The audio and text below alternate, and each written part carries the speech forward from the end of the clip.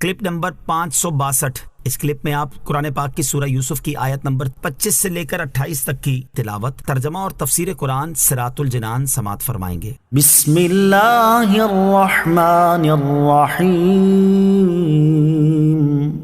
اللہ کے نام سے شروع جو نہایت مہربان رحمت والا ہے۔ واستبق الباب وقدت قميصه من دبر وألف يا سيدها لدى الباب قالت ما جزاء من أراد بأهلك سوءا إلا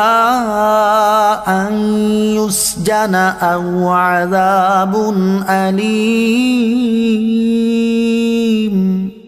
ترجمہ، اور وہ دونوں دروازے کی طرف دوڑے اور عورت نے ان کی قمیص کو پیچھے سے پھاڑ دیا،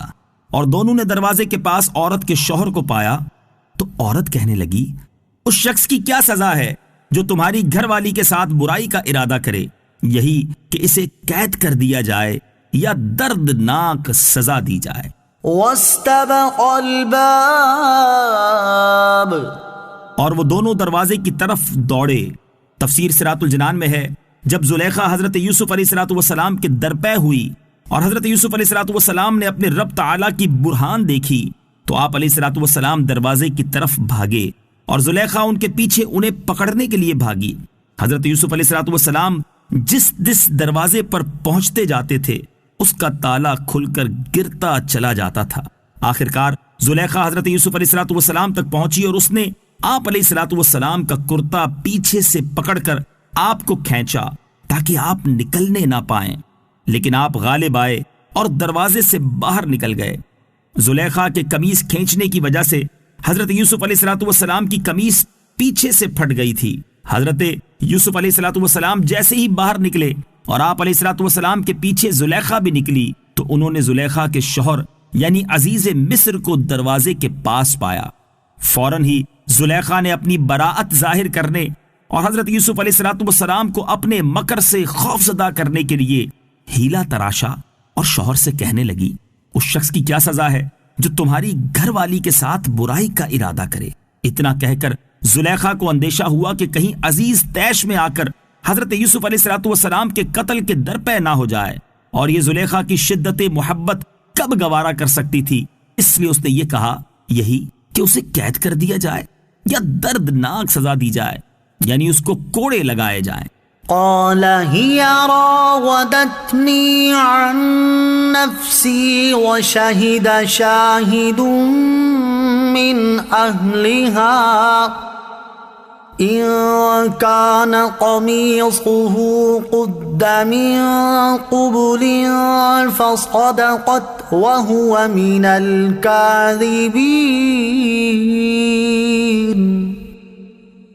وَإِن كَانَ قَمِيصُهُ قُدَّ مِن دُبُرٍ فَكَذَبَتْ وَهُوَ مِنَ الصَّادِقِينَ فَلَمَّا رَأَى قَمِيصَهُ قُدَّ مِن دُبُرٍ قَالَ إِنَّهُ مِن كَيْدِكُنَّ إِنَّ كَيْدَكُنَّ عَظِيمٌ۔ ترجمہ، یوسف نے فرمایا، اسی نے میرے دل کو پھسلانے کی کوشش کی ہے، اور عورت کے گھر والوں میں سے ایک گواہ نے گواہی دی کہ اگر ان کا کرتا آگے سے پھٹا ہوا ہو پھر تو عورت سچی ہے اور یہ سچے نہیں، اور اگر ان کا کرتا پیچھے سے چاک ہوا ہے تو عورت جھوٹی ہے اور یہ سچے ہیں۔ پھر جب عزیز نے اس کا کرتا پیچھے سے پھٹا ہوا دیکھا تو کہا، بے شک یہ تم عورتوں کا مکر ہے، بے شک تمہارا مکر بہت بڑا ہے۔ قال، فرمایا، تفسیر صراط الجنان میں ہے، جب حضرت یوسف علیہ السلام نے دیکھا کہ زلیخا الٹا آپ پر الزام لگاتی ہے اور آپ کے لیے قید و سزا کی صورت پیدا کرتی ہے تو آپ علیہ السلام نے اپنی براءت کا اظہار اور حقیقت حال کا بیان ضروری سمجھا اور فرمایا، یہ مجھ سے برے فعل کی طلبگار ہوئی تو میں نے اس سے انکار کیا اور میں بھاگا۔ عزیز نے کہا اس بات پر کس طرح یقین کیا جائے؟ حضرت یوسف علیہ السلام نے فرمایا کہ اس گھر میں ایک 4 مہینے کا بچہ جھولے میں ہے جو زلیخا کے ماموں کا لڑکا ہے، اس سے دریافت کرنا چاہیے۔ عزیز نے کہا کہ 4 مہینے کا بچہ کیا جانے اور کیسے بولے؟ حضرت یوسف علیہ السلام نے فرمایا کہ اللہ تعالیٰ اس کو گویائی دینے اور اس سے میری بے گناہی کی شہادت ادا کرا دینے پر قادر ہے۔ عزیز نے اس بچے سے دریافت کیا تو اللہ تعالیٰ کی قدرت سے وہ بچہ بولنے لگا، اور اس نے کہا اگر ان کا کرتا آگے سے پھٹا ہوا ہو پھر تو عورت سچی ہے اور یہ سچے نہیں، اور اگر ان کا کرتا پیچھے سے چاک ہوا ہے تو عورت جھوٹی ہے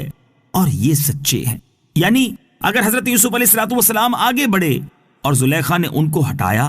تو کرتا آگے سے پھٹا ہوا ہوگا، اور اگر حضرت یوسف علیہ السلام اس سے بھاگ رہے تھے اور زلیخا پیچھے سے پکڑ رہی تھی تو کرتا پیچھے سے پھٹا ہوا ہوگا۔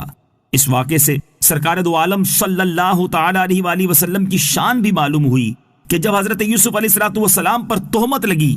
تو ان کی پاکیزگی کی گواہی بچے سے دلوائی گئی۔ اگرچہ یہ بھی عظیم چیز ہے، لیکن جب سید المرسلین صلی اللہ تعالی علیہ وآلہ وسلم کی زوجہ محترمہ حضرت عائشہ صدیقہ رضی اللہ تعالی عنہا پر تہمت لگی تو چونکہ وہ معاملہ نبی پاک علیہ السلام کی عزت کا بھی تھا، اس لیے حضرت عائشہ صدیقہ رضی اللہ تعالی عنہا کی عفت و عصمت اور پاکیزگی کی گواہی اللہ عز و جل نے خود دی۔